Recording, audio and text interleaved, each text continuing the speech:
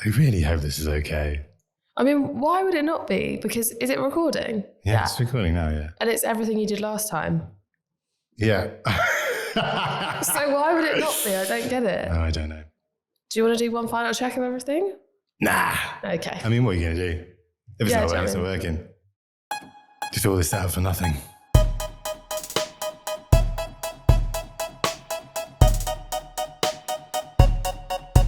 Welcome to the Actors Yard podcast with me, Dean Graham, and I am joined today by the wonderful actor, writer, director, Isla Jackson Ritchie. Took you a while to get all of that Yeah, out. I know. I was going to say a sincerely deep friend. That would have been so nice. Deepest, most wonderful friend. Only friend I have in the world, Isla Jackson Ritchie. We've been friends for quite a long time now. We have. We've done quite well. Years have stacked up. They really have, considering that we met at drama school. Yeah. I feel like usually when you graduate, you cut those people out. And I feel like I did that quite successfully with most people. Yeah, me too. Did you think when we were at drama school that we were going to be mates forever? No. Neither did I. I was very surprised. Because we weren't really mates at drama school. No. Like we got on, but I feel like both of us were so preoccupied with other people. Yeah. And just like losing our minds. And losing our minds own and being mental, that we just weren't. I think, but in the spectrum, I think that you and I kind of were two of the more stable characters, I would say, in our year. Oh, 100%. Yeah. But I don't know that really means that much, considering everyone else in the group. Yeah. When I was auditioning for your mate Ellie the other week that we were talking about earlier. Oh, yeah. And she sort of said, she was like, either your year is really mental at drama school or they're really super sane. And boring. I feel like that was really, a bit boring. Bit boring, yeah. Because the year below us, crap. They have a WhatsApp group. Do they? Yeah, they say happy birthday to each other and shit. It's like, can you imagine our year having a WhatsApp group? Just wouldn't happen. Just would not happen. I think when we had to all find people to live with in our group when we went to Russia, and our head of year was like, I cannot believe that you can't just do this because people refuse to live with each other. Yeah. That's when I was like, oh, this is actually a really tricky group. Did you refuse to live with people? I don't think I got put in that position because I was course rep at that time. Yeah. So was I course rep at that time then? No, because we weren't it together. I was it with Jake and you were with Rabina. Ah, yeah, I do. And we altered, so I was course rep, so I had quite a lot of control. And also, my situation was just quite easy because the way that I did it, which was a bit sneaky, was that some people had to share a bed. Yeah. And lots of people were very anti sharing a bed with someone for 2 months. Yeah. And I was like, what I'll do is, I'll share a bed for 2 months with Savannah, my best mate on the course, ideal. Yeah. Don't mind doing that. But it looks like I'm doing the group a favour. Yeah. So then people couldn't really be like, well, you can't live with who you want to live with. Because I was like, guys, I've said I'll share a bed. I'm taking one for the team. That's true. I was really adamant. I was like, no. I was just like, I'm going to live with Rabina, I'm going to live with Cece, I'm going to live with George. And the rest of you can just fight it out between you. I've got no interest in being in this conversation. I think I was quite difficult at drama school. Yeah, I remember once you tried to... Go on. We were doing that really pointless... I can't remember what the title of the class was, but it basically was choose a Shakespeare monologue and the director is just going to tell you how shit you are for the whole point of you being up. Great. And because he never told anyone they did anything good. Remember, it was... can't remember who it was, maybe I shouldn't say his name. But... We can bleep it out. Everyone got so obsessed with like, this is so important. But when you look back now, all his direction was telling you that you were shit. Yeah. You tried to do a really sad Shakespeare monologue over like a dead body. Oh, and you literally couldn't get a single line out. Like you just couldn't get it out at all. And so the whole class was you nearly crying and the teacher being like, just connect back to the beat of Shakespeare, and everyone being like, that's not going to help. I knew, what way was I couldn't, because I don't you were on the floor. Yeah. I did. I remember the speech because I remember rehearsing that speech and going like, this is the hardest speech. I don't know why you chose it. I think I chose it because it's the most ridiculous. And I remember seeing like David Morrissey do it. It's the Mark Antony speech in Julius Caesar. Yeah. What is, the bleeding piece of earth. That's the one. Yeah. Fucking hell. Yeah, that was really intense. And I remember watching David Morrissey do it and being like, oh, he's just checked out. There's just no way. I just don't think there's any way of doing it. I don't think I think you just have to like get through it. Well, also like if you were doing it in like a big fat Royal Shakespeare Company production, you had all of the journey of the play, but we were just in a studio. You didn't have the dead body. Yeah. Like you just had us sat on chairs staring at you. Like if that's not going to aid being able to jump into a speech like that. What's bizarre is I don't actually remember that sharing at all. But I do really. It was wild. I really vividly remember rehearsing it. I just remember it being the moment where I was like, oh, I think Dean might be in a bad place right now. Because everyone in our year had their moment where it was like, oh, I think they might be having a breakdown. Yeah, because it was so encouraged for us to have a terrible time. Yeah, absolutely. And I remember thinking at that moment, I think he might be tapping into his bad time. Yeah, I don't ever remember it being particularly, I don't remember ever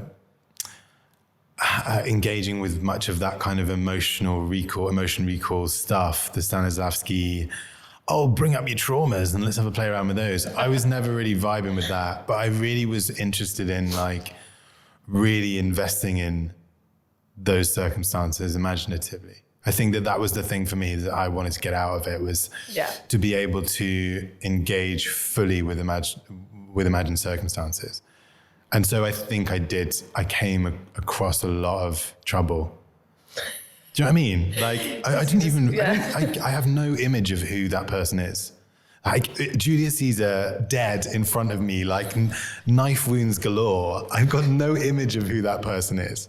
It's like, and well, I don't think I have at the time. It's not relatable at all, is it? It's not relatable. And as I say, I think the setup of that class was so... You weren't in the moment at all. Yeah. Because you were just sat there and then you'd randomly get up and it'd be like, now just do the speech. Yeah. Whereas like I always found the sessions where, even though when you look at, if I told someone this is what we did for like a few hours, people would be like, you're weird. But like when we worked with that guy Yorgos and you would just walk in the room and the first thing you do for like a solid hour is he'd put on any form of music and just be like, do what you want physically for an hour to like not be in your head. And I always found that so much more useful because you could actually just like remove everything about whatever you were thinking, feeling at the time and just be completely free. Then to do a monologue, I wouldn't necessarily be like, I'm going to tap into trauma or given circumstances or whatever. I'd just be like, I feel like my connection to it is clearer because I don't have other things going on. Yeah. And so the response just happens naturally. Yeah. And maybe this time I'll do it and I'll start crying. And everyone will be like, oh, what were you, how? And I'd just be like, I don't know. It just happened People that time. People are there with a notebook going, how did you get what did to you, that? Did what you did you imagine? Use? No, I just was open to that speech and then I did it and that happened. Yeah. And that's just what's always worked for me. Yeah. And I thought those were the best sessions that we did. 100%. I absolutely adored Yorgos. What's his name? Yorgos Karamallegos. How do you remember that? He was great. He's still doing like retreats and stuff. Like he does. I'd love to go on one. Me too. I'd love But I think it's like a month. I think it's like a month in Crete, like losing your mind in the most beautiful way, I think. There's something about him as well that's just so encouraging of that. Yeah. Yeah, he's such a present person. Yeah, and when do you ever in life just get an opportunity where it's like for hours, I'm literally just going to put music on and you're just going to do whatever you want to do? Yeah, it's gorgeous. Amazing. Do you remember? This is another drama centre moment. This is actually the moment where I think me and you started to bond because we were forced to. When we did that sleeping partner exercise.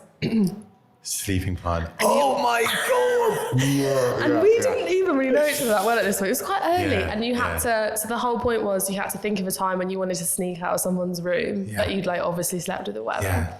And you asked me if I would be the girl because I reminded you a bit of the girl that you'd done this with. Do you remember? Yeah. And you were so bad at the sneaking out of the bed that obviously I immediately woke up. And the premise was like, if the partner wakes up, you have to improvise.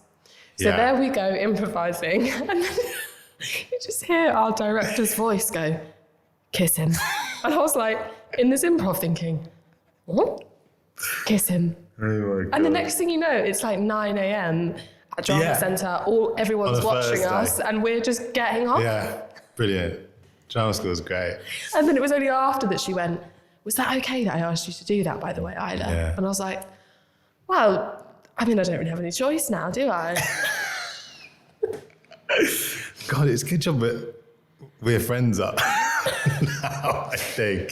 'Cause it is a very odd... How do you feel about that whole thing where, like you said before, part of the purpose of going to drama school is, at least from their perspective, to kind of break you down and kind of actively initiate a meltdown in you. How do you feel about that as a philosophy? As a philosophy. To be totally honest, I do think it's complete bullshit. Yeah. I think like there's a thing at drama schools where you've been so desperate to go, and also it costs a fortune. You get chosen and you're in this state of like, this has to be so grueling for me to like make the most out of it. Yeah. And I feel like a lot of the teachers there know that, and it just becomes this vibe. But I don't believe that it's necessary to be a good actor. No, or that I needed to have that happen at Drama Centre. I think that there's something that I believe about knowing who you are as a person, having dealt with your shit, but in your own way and in time and when you're ready. I don't think that like the moments where you would be encouraged to go to a dark place were like, I'm not saying that they weren't sometimes helpful, I guess, but I think it's not necessary, no. No, I don't think so either. I think also the concept of reliving your own trauma as an exercise is kind of draconian and archaic. You know what I mean? I think it's I think it's outdated actually. Yeah, I think it was like it's a great concept. If someone's going like, oh my God, how do we be real on stage in front of people? How do we be really real? And then you go, let's use real stuff. It makes loads of sense to like from a kind of stepping off point. But I think that we've got to a point in the kind of theory of craft where we can kind of go, yeah, that was a cool idea at the time, but I don't think it's necessary now. But so many drama schools still seem to be operating, as far as I know anyway, I might be making a rash judgment, but from what I've heard from other people coming out of drama schools and stuff, they were like, yeah, we were just forced to relive a whole bunch of horrible shit and then given no pastoral care, or given no kind of, people wanted you to break down. That was the desired effect, rather than it being, okay, we're going to give you some aftercare from that thing that you've been through. Yeah, I don't think it's a particularly safe thing to do. And also, like, when you then get thrown out of drama school, you don't get thrown out, you graduate, but like when you then leave, you're so vulnerable and you're thrown into an industry that's fucking mental that I don't think it gives you a good centered place to step into something that's can be so painful. Yeah. And in terms of the industry or in terms of the work?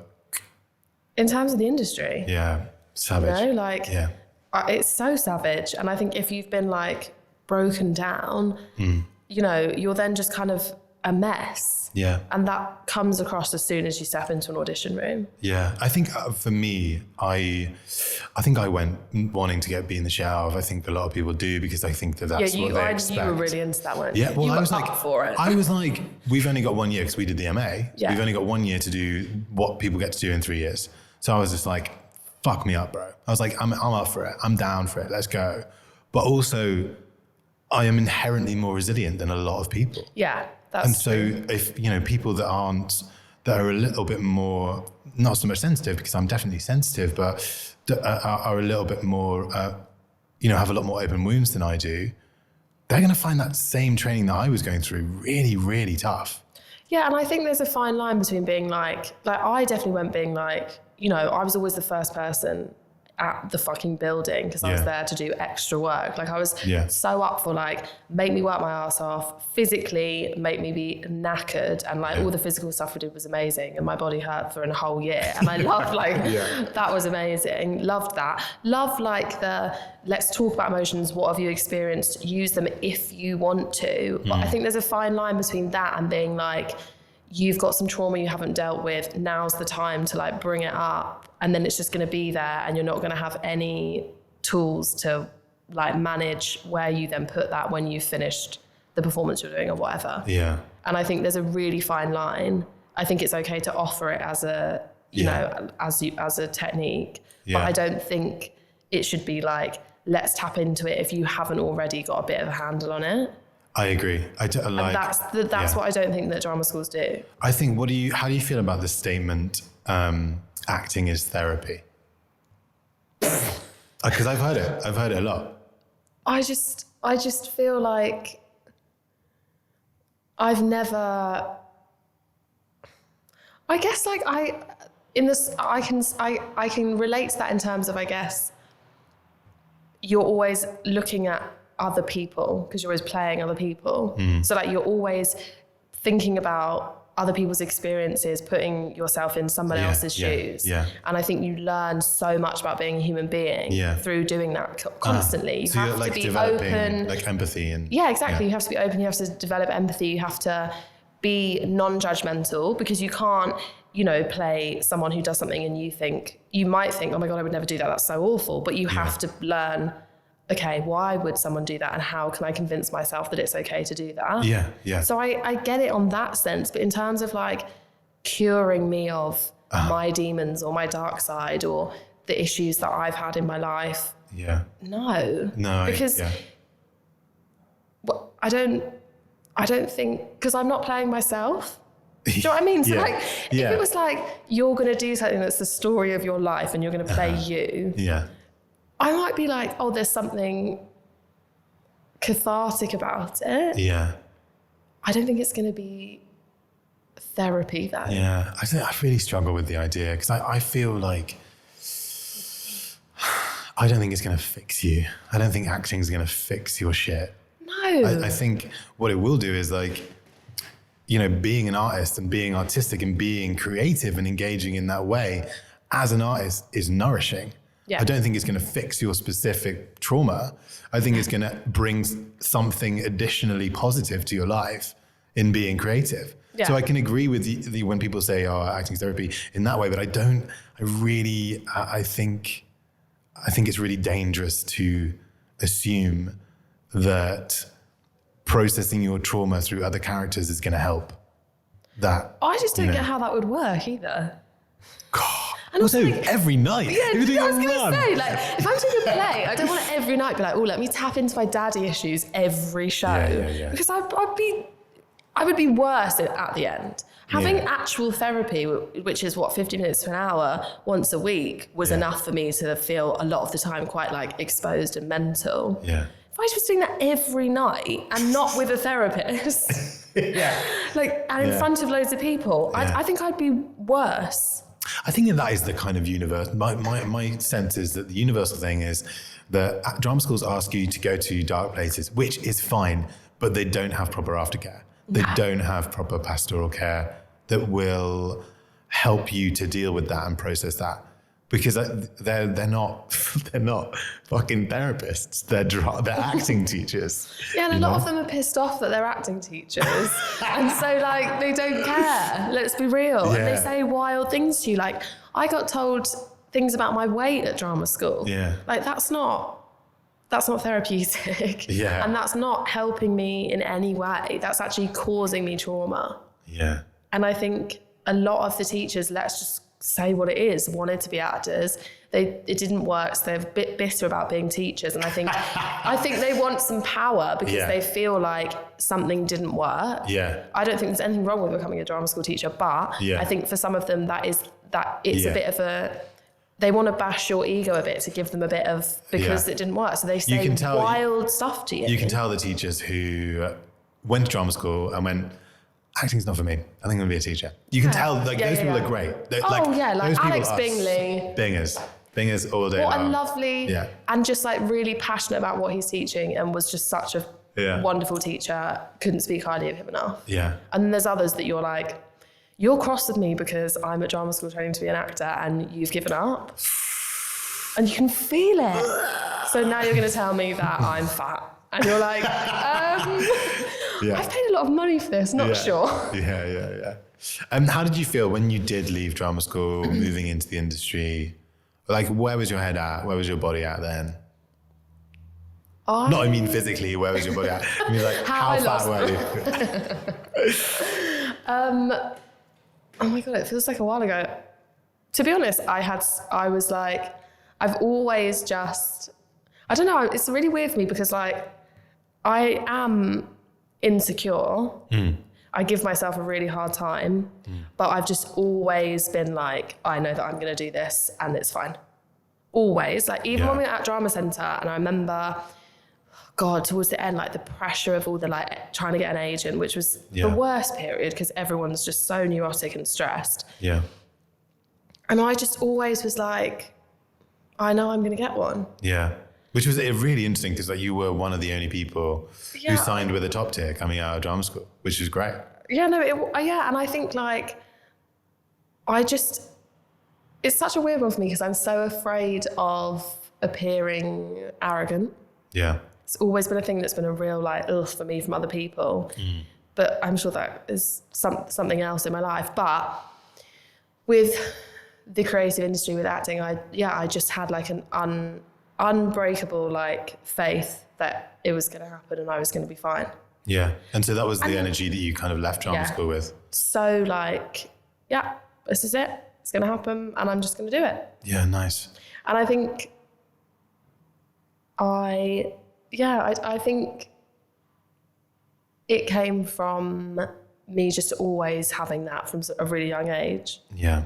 And just being like, I'm just going to cling to this. But obviously then like I got super frustrated at loads of points and had points where I was like, I'm going to quit.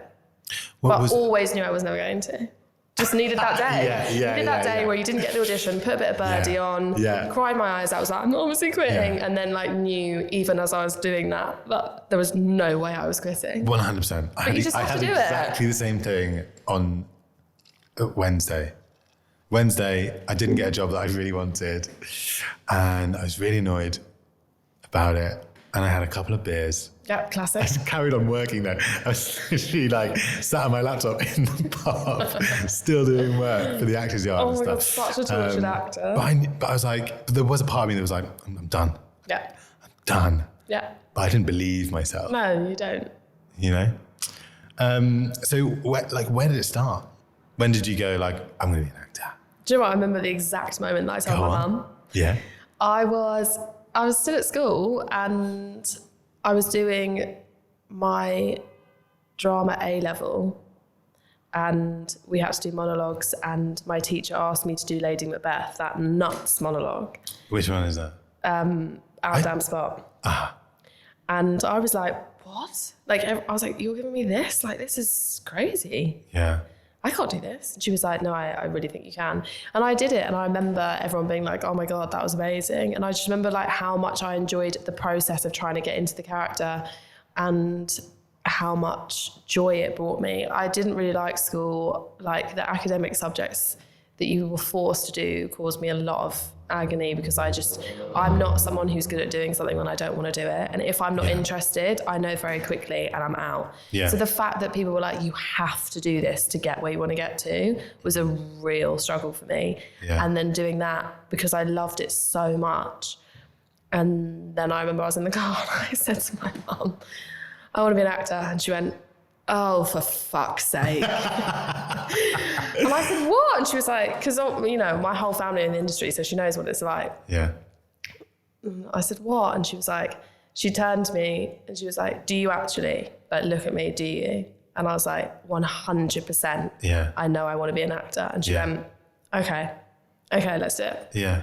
But at first she was like... Do you have other actors in your family? Yeah, so my uncle... Yeah. Was an actor, yeah. Yeah. Did you get any wisdom from him? So he actually, his career is quite weird. So he worked with Harold Pinter. He's got all these letters from Harold Pinter. It's kind of wild. And he was doing amazing, lots of stuff at like the National and things. And then one day got such bad stage fright, like an outrageous panic attack, couldn't go on stage. And it pretty much ended his career. Wow. Yeah, he then like managed to do a bit of screen stuff. He was in Casualty for ages, and he did like Brookside, which was this big, he's done a bit of Emmerdale and Corrie, but it was like he had this massive thing. He was about to be, my mum always talks about it, she's like, it was wild. We'd be like out in Soho, we'd be getting papped, like it's crazy. This is a long time ago though. And this is your mum's brother? Yeah. And he's like 12 years older than my mum, so we're talking a long time ago, but it was like he got right there and then he just bottled it and then it came crashing. So whenever I've been around him, like it's been amazing to talk to him about Harold Pinter and stuff, but in terms of wisdom, like it was more like I'd watch someone try to deal with the fact that you have all this promise and then something happens to you and it goes completely the opposite direction, and how much that's kind of... Yeah, I wonder what that thing is. I guess it's just like reaching a threshold. A lot of pressure. Huge. But I always say this a lot about like young actors coming out of drama school. Naivety is a commodity. Like it's so useful to be completely ignorant of the pressure that you're under. I think it's one of the most important things, and it's one of the things that I think about every day that I don't have anymore, and I wish that I did. Me too. I wish I had it so badly, because you need to be doe-eyed and like, oh my God, I'm going to be this. And you need to have no idea how fucking brutal it is. Yeah, and how much this episode costs. Yeah, and how much is against you. Yeah. And how broke you are. You just need to be like, and I honestly think the fact that I don't have that as much anymore is one of the reasons why I lose out to work. Do you? I'd actually had a conversation with an agent really recently, and he said to me, his daughter also was an actress and she quit, but for other reasons. And he said to me, do you know what I think one of your problems is? He was like, whilst it's amazing that your mum is so huge in the industry, he was like, you've always kind of seen the reality of it. Yeah. And he was like, so you know what you're up against, and you know the hardship, and you know you've seen it. You've seen it since you were a baby. And he was like, and it means that you don't have that like complete ignorance and naivety that just throws people into it. But I think he's spot on. Very few actors really know. Yeah. Like really know what's against them. Like we all kind of know that 92% of actors are out of work. Yeah. Right, at any one time. Yeah. But then in your head, you're like, 8%'s all right. Like, I can manage that. But then you think about how many people apply for a job, like those statistics, like how many people get seen from a job, how like those casting assistants are trawling through tapes, just trawling through them. There's like hundreds every day just going through those casting offices. And you're like, and you do your tape and you go, that was good. Like, I think I'm in with a shot. Do you know what I mean? Yeah, even though I've got no context at all. That's so interesting. Yeah. Yeah. So what do you reckon you want to do next? As an actor, what would be the dream next step? Because obviously you've done the series regular on Top Boy thing, which was amazing, such a huge achievement. Yeah. What's next for you? And I think also, like, I know your taste for kind of gritty drama. Oh yeah. Is like your vibe.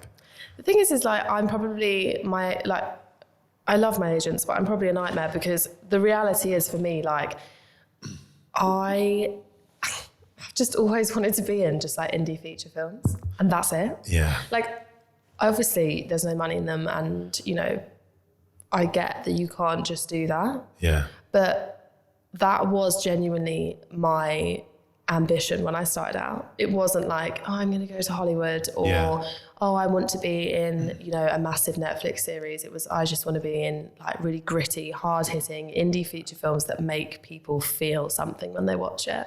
Yeah. So that's been the biggest battle for me, dealing with like auditioning for stuff that just is wildly different to that. But I suppose what I want to do next is so different from what I ever thought it would be. Yeah. Because I suppose it's still in that world, but for me now, like my approach to acting and what I'm doing, what I want, who I want to be, is so different. I thought I would come out of drama school, start auditioning, do things like being Top Boy, move on to the next job and just get auditions and be in stuff, and that would just be what I did. And now it's like, no, that's not enough for me at all. Like, directing and writing is the most important thing to me, and as well as acting, but like I can't function in this industry without that. Great. And so what I want to do next is continue down that road, make my short film into a feature, win a BAFTA for it, which I genuinely believe is going to happen. Great. And I think what's so funny is that I've always wanted to win an award.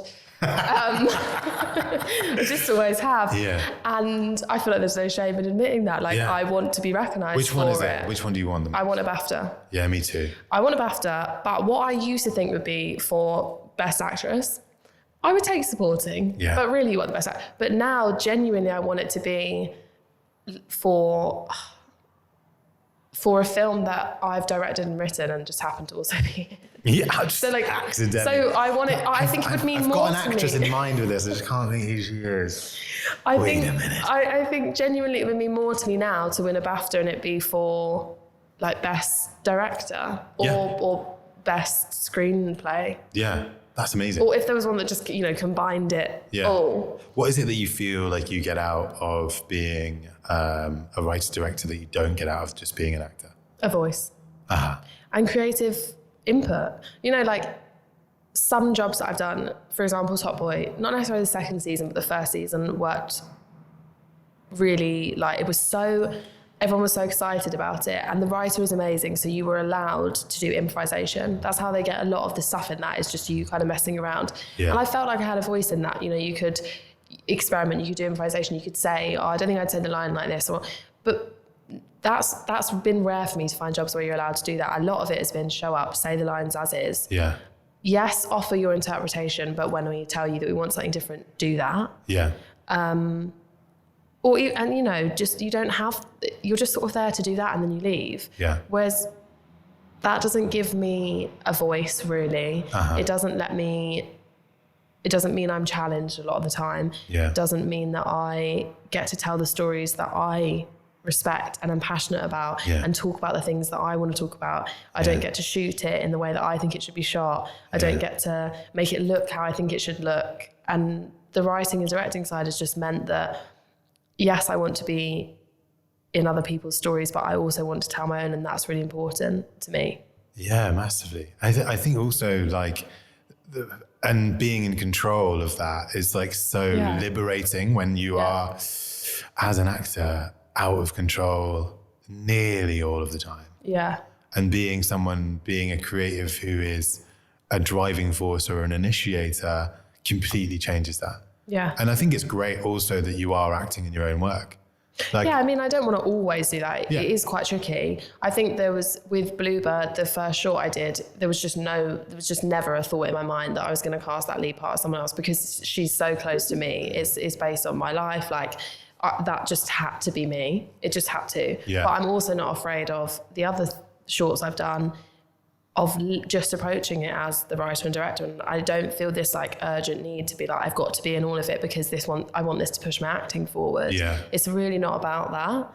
And I feel like it's given me that freedom as well. Whereas with a lot of acting jobs you get and you're like, okay, well then I can get this on my show reel and this is the credits and I can get to this and and you're thinking, how can I make this move me forward? Yeah. But that's probably because I don't necessarily love the script.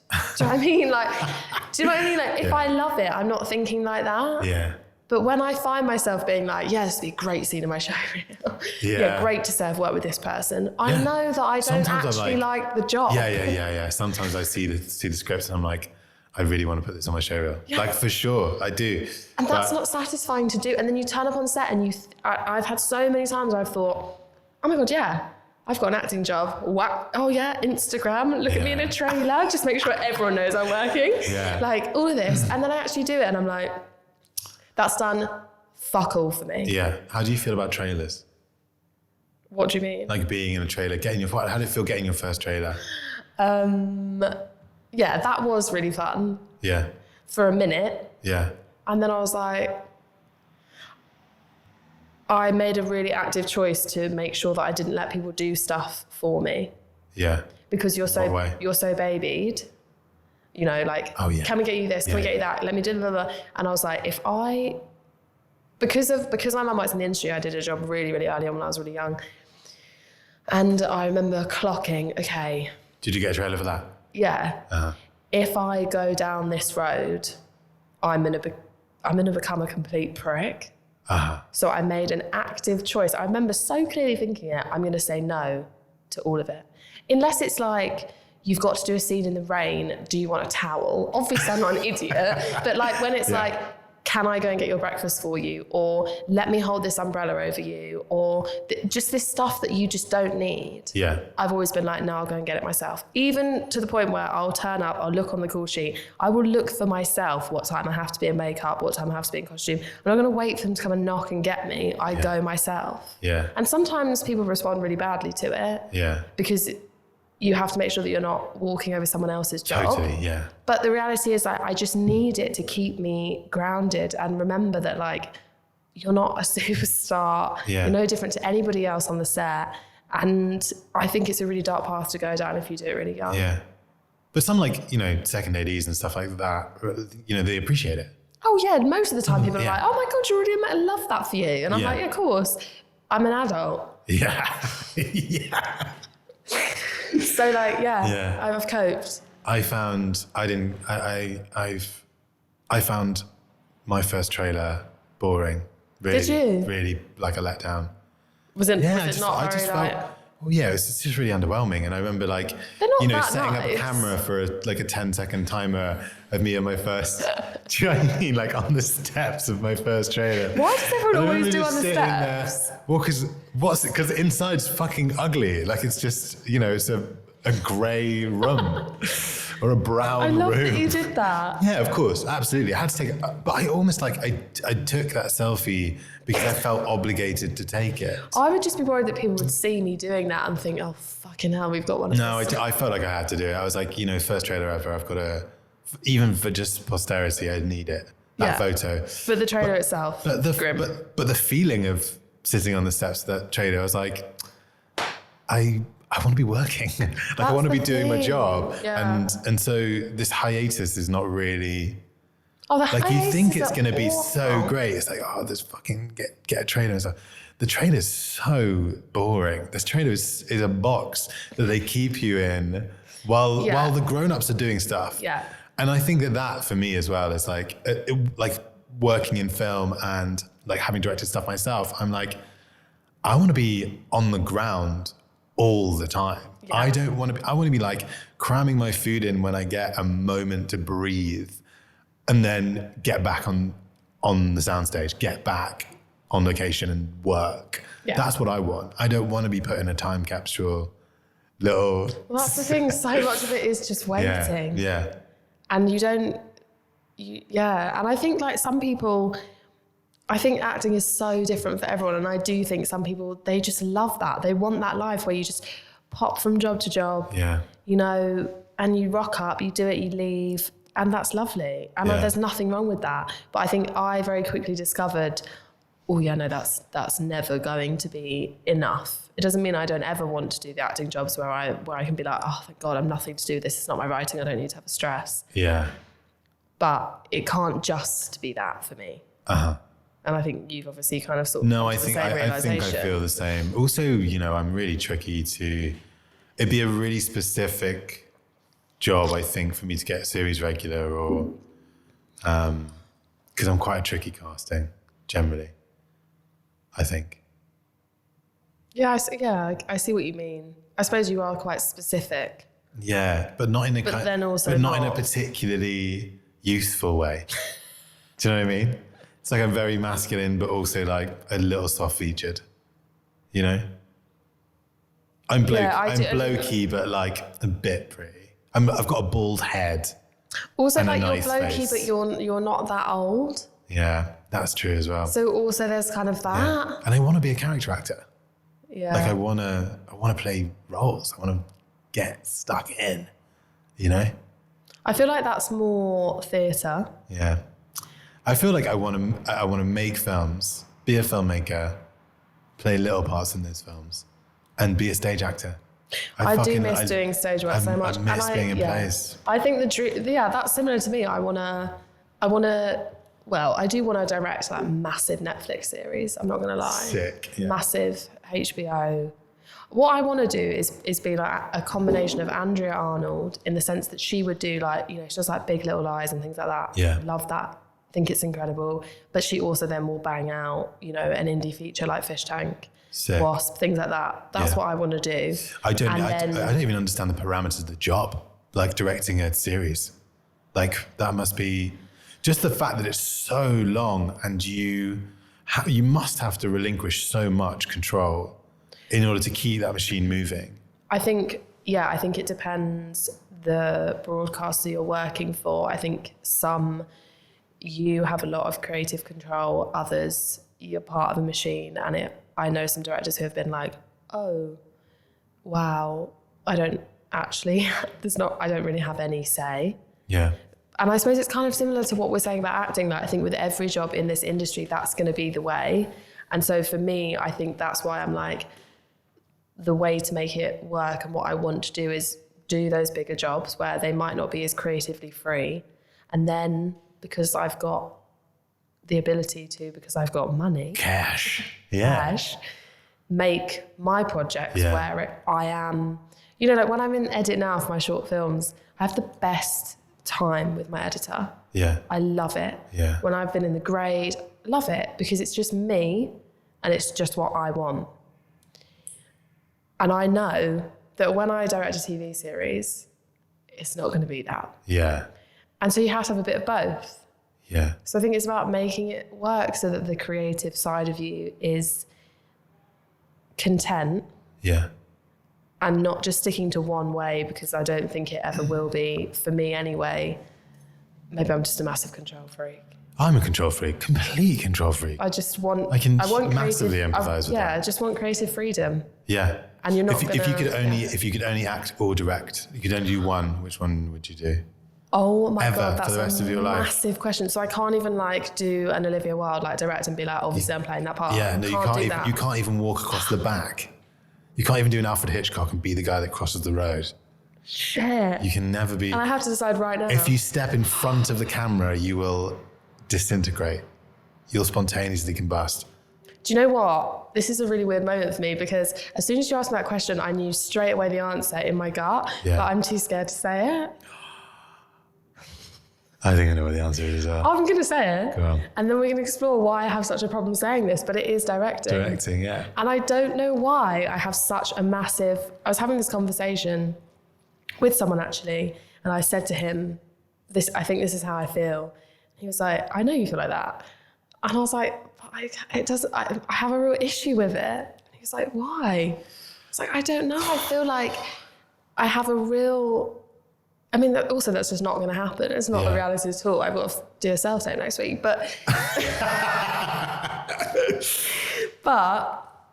there is something that when people say that to me, I'm like, directing.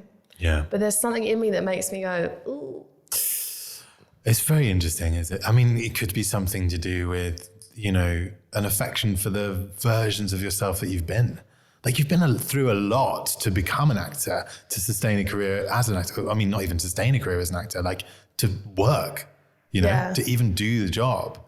Like you spend so much time, so much money, so much energy, so much sweat, so many tears. Like to just go, I'm not going to do that anymore is like, it's a huge thing to say. Yeah. And obviously it's a totally hypothetical situation. Yeah, that's true. So that is true. You don't have to. But also sometimes I do think to myself like, oh, there is really that like pull there, and like maybe you're just clinging on, but not for the right reason. And actually, maybe if you did let go, you might.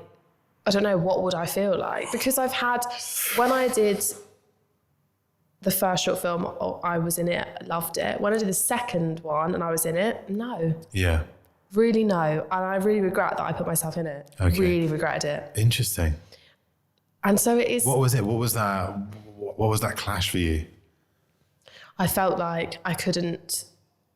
Well, the setup was wild anyway. We were filming it in one day. It was so different to the other one because I had no money and no favours left because I pulled all my favours from the other one. Yeah. It was like I can't really ask people for money when they've just donated to the other one. Yeah.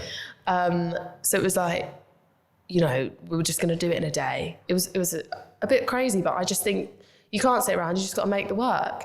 Yeah, totally agree. And I felt like it was too much for me to mentally juggle. I felt like it meant that I couldn't think about what I was doing enough. Yeah. As on both sides suffered. Yeah. So like, I mean, listen, I still think it's going to be a great short film, but Yeah, I'm sure it is. yeah, I mean, I've seen it edited. I can't wait. It's great. But there's a lot more I could have done as a director. Yeah. You know, as I said to you earlier before we started this, next Wednesday I'm doing more footage for it because I had another idea of something, and had I not been in it, I probably would have thought of that and done it on the day. Yeah. Equally, I look at my performance and I'm like, I'll get away with this, it's fine. But I know, because I know myself best as an actor, that I'm not as good as I could be. And I'm not thinking about it as much as I should have.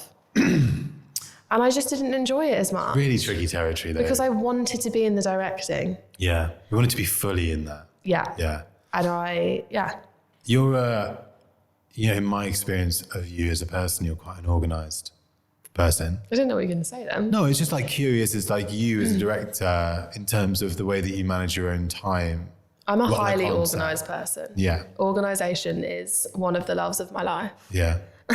I don't think I'm ever more organised than when I'm directing screen, ever. Oh yeah. But I love that organisation. Do you know what it is though? It's like I get wired. Yeah. It's like I'm not high. Yeah. Like the adrenaline I get, the way that I can easily get through a shoot and like not even need to eat, which obviously I don't advise, don't do that. Yeah. But like easily cannot and not feel it because I am so stimulated. Yeah. And that's what I feel like you lack so much sometimes with acting, is your brain being actively stimulated and you're passionate and you're thinking about so much and you're like, and it's I think amazing. I also do feel that when I'm running the Actors Yard though.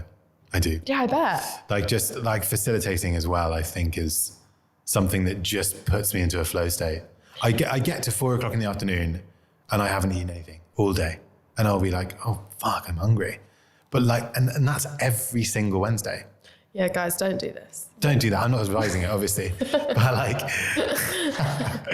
but I do. And like, it is really interesting when you do something which you connect with so deeply. That flow, that sense of flow that you get into, everything else falls away and there's nothing else. And I love that sensation. And I think I do get it with acting, mainly I do get it with acting, regardless of what the medium. But I also get it with facilitating and with directing. I think as well, like me and you, it probably comes back to the beginning of this when we were talking about being course reps. Like I do just feel like me and you are quite like natural leaders. Yeah. And like we thrive off that. I love everyone looking to me for the answer. Me too. So even with facilitating, it's like, it's all eyes on you. Yeah. Everyone's there ready for you to do whatever you're going to do in the workshop. And there's something about that I think me and you like really thrive off. I also really like taking care of people. That's so nice. I really do. I really like making sure people are having a good time. You know what I mean? Yeah, you do. Yeah, you are really good at that, actually. Thanks. Thank you. Isla, we're kind of coming to the end of our conversation here today, which is obviously very sad. It is, isn't it? I feel like I could do this for like 5 hours. I've really Not that anyone wants to listen to that, but I could. We should do an extended version. I'll finish it and then we'll just keep talking forever, which probably will happen. So I have this segment, which is at the end of oh my God, what is it? the Actors Yard. You're going to read me a story? No, what? So you ever see Inside the Actors Studio with James Lipton? No. Okay, so it's a really famous like American. So the Actors Studio, obviously like Lee Strasberg Actors Studio thing. I think it's the same thing. If it's not, then I will be shocked. But James Lipton interviews famous actors. And he has this 10-question questionnaire that he'll do at the end of every show. Oh God. But he stole it from a guy called Bernard Pivot. Pivot kind of stole it from Proust, who did it's like a kind of parlor game, answered a bunch of questions about himself. So I've stolen their questionnaire and then completely bastardized it to make it my own. So I've stolen a few of their questions and I've made some of my own up. Okay. So it's not going to necessarily be a quick fire thing. Okay. Like they do. I'm not like, what's this first thing to come to mind? And then we can chat about it a bit. Are you ready for the Proust Pivot Lipton questionnaire? Yeah. Great. Question 1. What's your favourite word?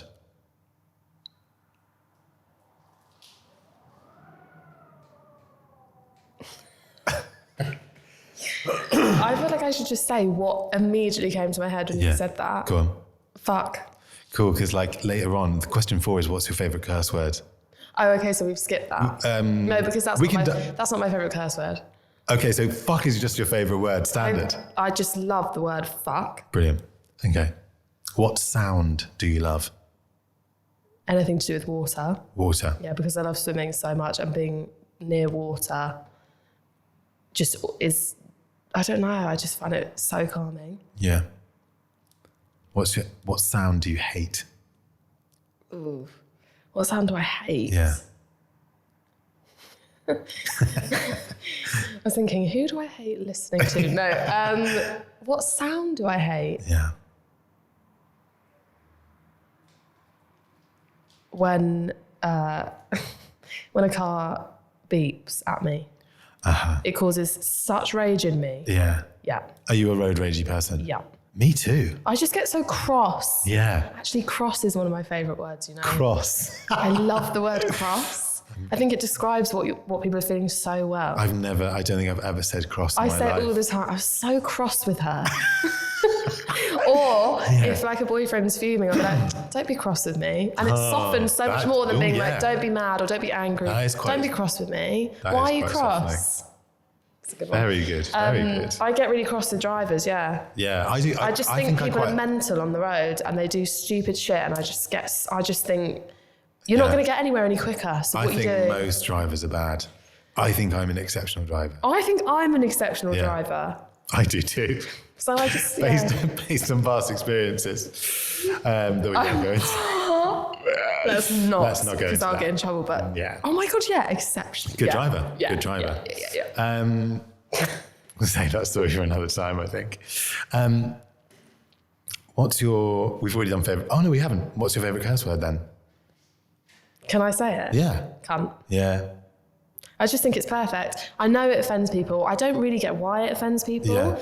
And I feel like people think it's like so rude, don't they? Yeah. But I just think it's just perfect in specific moments. What's your favourite moment to use it? When someone's behaving like a cunt. Yeah, I just love being like, I just think if I say someone he was behaving like, or she was behaving like a proper cunt, and everybody knows exactly what I'm describing. Yeah, a cunt. Yeah. Brilliant. What's your favourite quality in another human being? Ooh. This is one of mine. It's either, favourite quality is either ambition or, no, probably emotional intelligence. Emotional intelligence. Emotional intelligence. Yeah, emotional intelligence. Nice. Openness. Nice. Yeah. What's your favourite quality in yourself? Ooh, there's too many. I love so many things about myself. That's great. What's the best one? Well, if I was saying about career, I would say my ambition is like no other. My work ethic, I respect myself so much for. Great. But just as a human, I would the same thing: emotional intelligence and openness. Yeah, nice. If I opened your YouTube, Instagram, or your TikTok account, what would the first suggested video be? What do you mean? Like if I open it up, what video is getting suggested to you? If I open up your TikTok, what's the first thing that's popping up? I don't have TikTok. If I open your Instagram and I go on a reel, what's the first thing that's popping up? Oh, it will be 100%. It would be a quote from someone like Jay Shetty, Esther Perel, and it would probably be to do with sex or relationships. Great. What book would you like to reread? Oh, so many. So as if I've never read it before. No, you have read it before, but it's like you get to read it once more before you die. Oh, wow. When I read it, I didn't read it. I didn't actually mean it that intensely, but I've said it now. So yeah, you get to read it once more. You only get to reread one book. Oh, it's really difficult because there's one that's like really sentimental that's to do with family that I feel like I would have to choose if I was on my deathbed. Yeah. Do you know what? Yeah, actually, Winnie the Pooh. Winnie the Pooh. Because I feel like, I know everyone thinks that's just a stupid cartoon, but honestly, if you read not the like silly picture books, the actual like books, Yeah. the messages in it are unbelievable. Like you could live your life by the book, I swear to you. It's a bit like that one that everyone got obsessed with, The Boy, the Horse and the Mole. Yeah. A bit similar to that. You have to read a little bit between the lines, but honestly, the messages in it are like amazing. Amazing. If you weren't an actor / director / writer, what career path would you like to take a stab at? A dancer. Dancer. Fucking could dance all day, every day. And I think I'd be so... If I was able to sing, a singer, I watch singers perform live and I think if I had the voice, I would, my on-stage presence, I would be amazing. I think that all the time. Belting it 24. Yeah. No qualms with like... My housemates have to put up with a lot from me because I'm not the strongest singer, but fucking hell, I yell when I'm in the I just think I could just do such a fucking good show. Yeah. What's a line from a film that you'll remember forever? It's not... Can it be from a book? No. Oh, fuck. To be fair, it did actually get made into a film. Oh, fine then, okay. No Time for Cunts. No Time for Cunts. Yeah. What's that from? It's from... Oh, what's it called? I can't remember. There's no film quiz. No film quiz come to mind that you'll remember for the rest of your life.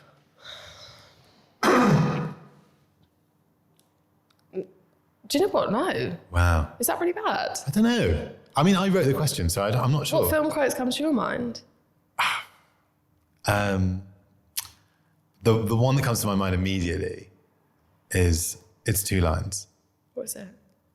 It's when Uma Thurman in Pulp Fiction goes, "Can you roll me one of those, cowboy?" And then John Travolta goes, "You can have this one, cowgirl." Like that. I suppose maybe if I like That's really like an earworm. I It's just like stuck in my mind for that, like since I was a teenager. I just don't think that I think of films like that. I think of them as way. I just don't. There's no just like quote that just stuck into your brain when you were a kid, and just never came out. No, because it'd be things from like The Wizard of Oz that are just like really not important. That cigarette line in Pulp Fiction is not important. It is to me though. But that's really annoying me that I can't remember what that one I said is from. It was a book and then they made it into film really recently. It's about being a woman and now I can't remember what it's called. I'm going to have to look at that after. Okay. And maybe I'll put it as a tail note. Yeah. This. This is a bizarre one, but if in a... Do you know what just come to my mind? Okay, I'm just a girl standing in front of a boy. That's in my head. To love her. Him to love her. Yeah, I should have said that. Nothing Jerry Hill. Maguire. Nothing Hill. Great. If in some mystical ceremony you were transformed into another animal, what would it be? Oh, probably a dolphin. I don't think you get to choose. I think the scenario that I was trying to create here was like see. you walked in and then they were like, "You're now a different animal." Does it have to be an animal? Can it be a mystical creature? Because I think if that happened to me, I would turn into a fairy. Into a fairy? Yeah. No, it has to be an animal. Oh, fuck. That's ludicrous. You can't turn into a fairy. I honestly believe that I am one already. Yeah. Yeah. I believe you too. What animal would I turn into? Yeah. Maybe like a lion. Great. Because I feel like they've got a mixture of being like I could buy that. incredibly aggressive, but then also... You didn't have a choice in it, and then they were just like, bam, you're a lion. Yeah, I could buy that. Cool. And then the last question is, if on your departure from this world... When I die? Yeah. If the whole world was listening, what would you want them to know? That's huge. How am I supposed to answer that? What would I want them to know about what? About anything. If it was the last thing that you were ever going to contribute. I would say I would want them to know that the love you have for yourself is the most important thing in the world, and that you should always, always listen to your gut and follow your heart and be completely fearless whenever you possibly can be.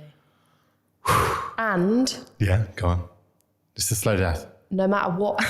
Yeah, monologuing. You imagine as I'm going. Yeah, No matter what someone does, even if you think it's something that's terrible or society has made you think makes them a bad person, you should always be open to exploring the nuances behind it and try to find forgiveness in understanding rather than ever just being like, no. Yeah. Because human beings are mental and we all do stuff. Yeah. And I think being open is the best thing that you can be, and fearless. Isla Jackson Ritchie. Thank you so much for coming on the podcast. Thanks for having me, babe. It's been absolutely bloody lovely. Oh, I've loved it. Thanks so much, babe. See you soon. See you soon.